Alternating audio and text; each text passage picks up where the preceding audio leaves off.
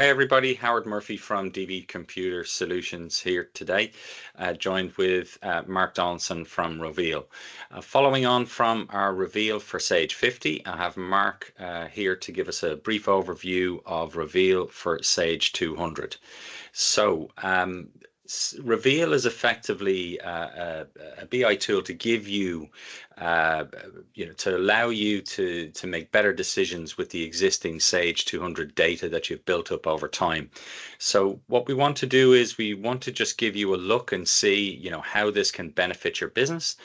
And towards the end, we'll give you some details with regards to how you can actually trial Reveal for Sage 200 as well. So just to move things along here, I'm just going to pass it over to Mark to give us an overview of the product. Thanks, Mark. Great, thank you, Howard. So yeah, I'll keep this fairly brief. I'm just going to run through a bit of the product. So the background to the product is that, look, if you're a Sage 50 or a Sage 200 site, you're sitting on a huge amount of data within the business, and trying to extract that information out often into Excel and pivot tables and all that sort of thing takes a lot of time. It also means you can't respond to it quickly. So one of the key things here is that actually automating the extraction of that information so it's at your fingertips, so you can use it every day of the week. Use it on your mobile, the tablet, your laptop, wherever you are in the world. We basically take all of that data from your Sage 50, from your Sage 200, and make it cloud-based, so you can access it wherever you are. So if you've got field sales teams wanting to access the data from Sage 200, they can straight through Reveal. So so in terms of background, it's we connect it straight into Sage 200, and we pre-built a whole load of dashboards here. So this one's the greeting, the homepage, so it just shows you very high level where you are, where the business is going at the moment. So in terms of pulls out your current cash position, your debtors, creditors, pulls out this week's orders, and then a kind of financial year to date as well, and the trend of invoices and orders over a period of time, comparing that with the previous year, the previous period. All of our graphs can be changed in terms of dynamically moved and drilled and clicked on, and drill into the underlying information behind them. They can all be turned into tables, exported out as images, and also out into Excel as an Excel or a CSV file, so you can get back to the raw information. Here we've got things like high level sales, gross profit, EBITDA.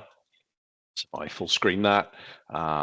You can then zoom in and look at over a different period of time to take that information off. You just want to look at a high level sales chart there, you can, and then you can go head back. So we pull out debtors, top 10 debtors, top 10 creditors, very high level information, really for, you get into the business in the morning, just want to see where you are and what's going on, so the boss can see where they are. Down the left-hand side here, we've got a whole load of other reports and dashboards. So we can see we've got a favorite section. So we've favorited a couple of the sales dashboards. I'll come on to those in a moment. Some cash, credit control, financials. I'll head into the financial reports in a moment as well. And then we've got the sales information, a whole load of analysis around various different sales trends, breaking it down by product, breaking it down by SKU, customer, and then further breaking that down by department and using the analysis fields as well within 200, and then some supplier analysis information as well. So if I jump into something like the sales overview dashboard, that's probably a good place to head to first. So just wait for that to load. It was pre-filtered from something earlier. So remember my previous session. So just going to pull in some data here on the demo. So I'm now looking at the period. So I just dragged the graph there. So I'm now looking at the period 1st of May 22 to 31st July 23, and it will automatically then go and compare against the previous period. So you can select the date range that you want it to compare against, or you can do it date to date, however you wish to do that. So yeah, it's got some pre-defaults as well as being able to drag on the graph, so you can type in a date range. And then breaks it down by individual cost center, and then further down by department. So if you're using cost centers and departments inside Sage, it'll pull that information through. Breaks down that sales figure at the top there by customer, automatically pulls out those that have increased over the period and those that have decreased. I've selected a slightly longer period than perhaps I should have done, but that's fine. We've then got the breakdown by product group, by individual SKU as well, and also head office. So if I said, right, I just want to look at how the Birmingham cost centers going on, I can left click on that.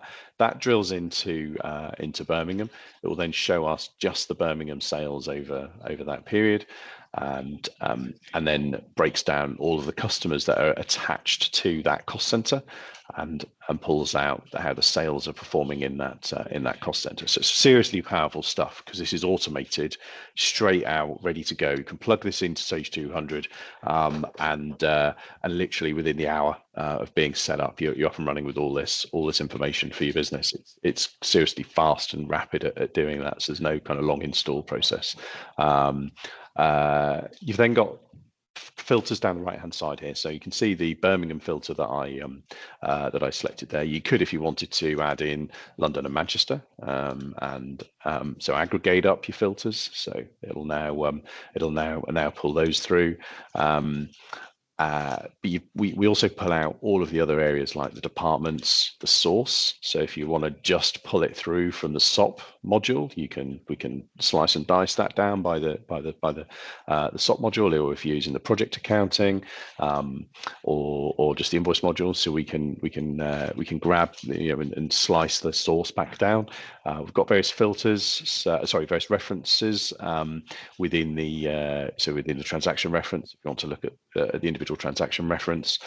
And then this is always an interesting one in terms of pulling out if there's any journals and things like that have been posted into the sales ledger.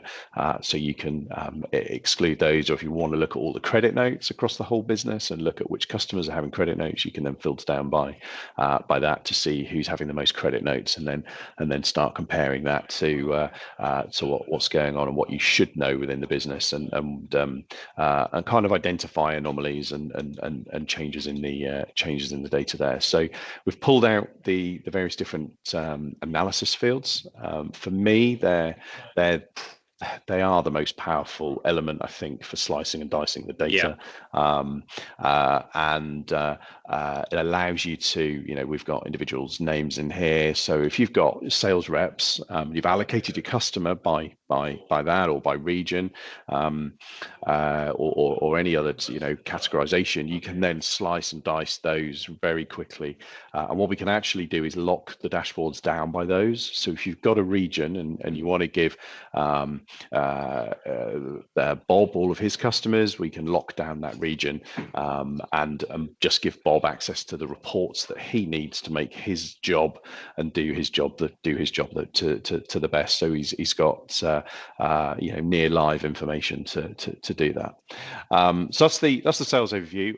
There's clearly a lot there. I've covered some kind of fairly quickly there. I want to just run into the profit and loss side of things as well, and the financials. So we've got, if I just group in here by profit and loss by period, just reset my filters there. So here you've got your profit and loss by period. So we do we use the periods that are in Sage 200, and match that back. What this allows you to do is drill into any of the numbers behind here. So I've got a huge amount in here, but if I was to right click on rent and rates, for example, you can see that's made up of a number of different transactions. I can right click show transactions. It will pull me back those underlying transactions.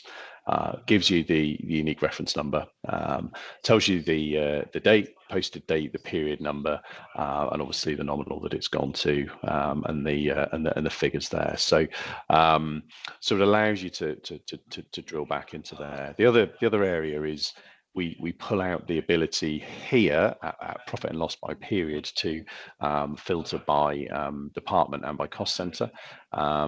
So if I said I just want to look at Birmingham and Manchester again, I can hit apply on there, and there we go. We've got a period P&L by those two sites, those two departments.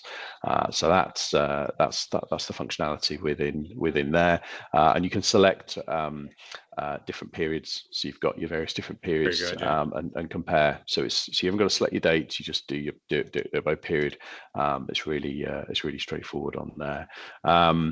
Sort of tied into the department side of things, you've then got a departmental P&L, which actually shows you all of your departments across top. So you've got your departments there. You've also got a cost center. Sorry, Birmingham, Manchester cost centers. You've got your cost centers there. So you can put all of your cost centers across the top, run that for whatever period you like, and you've got a P&L by cost center and by department as well on the other side. That's seriously powerful, powerful stuff. We've got a chart of account configurator that you need to use just to make sure to allocate your nominals into the various different section headings that you want. So we've got sales, other revenue costs, etc. You allocate those in a sort of configurator when you first set it up, which is straightforward to do, and obviously can be edited at any time as well. So yeah. So there's a huge amount here, from monthly customer sales, so breaking that down by all of your customers over a period of time, so you can then see what's going on. We're just launching rolling last 12 month dashboards, so they've just gone out in the pack this week, and so it's constantly looking back 12 months from that current month to check and spot the opportunities as to what's growing, what's declining. Doesn't look very good, but yes, dummy data, but yeah, that so it's constantly looking back 12 months. So yeah, hopefully it's not just for products, it's based businesses. We've got service dashboards as well, so if you're a service-based business, I know a lot of the stuff that covers products, it covers all of it. So yeah, we've got the information there. Ultimately, it's about unlocking and getting the information out of Sage and back to an easy to read, quick format to use on a daily basis. Yeah, so I mean, the nice thing here is that there's a lot of preset dashboards in here that you can drill into and access this stuff, and I'm sure that's all driven by inquiries that you've had over time. To sort of apply this within the actual product itself. The look and feel very similar to what we've seen in Roveel for Sage 50 also, which is really nice. Great that you can get the overview, great that you can have multiple styled users that can use the actual dashboard, and it's tailored specifically for them as well. And as we tell people, when they're trying to build reports, whether it's through the report writer in 200, or whether they're trying to build some of the Excel integrated reports, and some of them we do as well. I mean, it's great to be able to jump in and sort of access this information pretty much anywhere, in that regard. And it's the one thing I'd ask as well, obviously, look, you have all your sales there, but of course, I've seen the way you can drag across periods, and you get I assume like for like style transactions from previous years as well.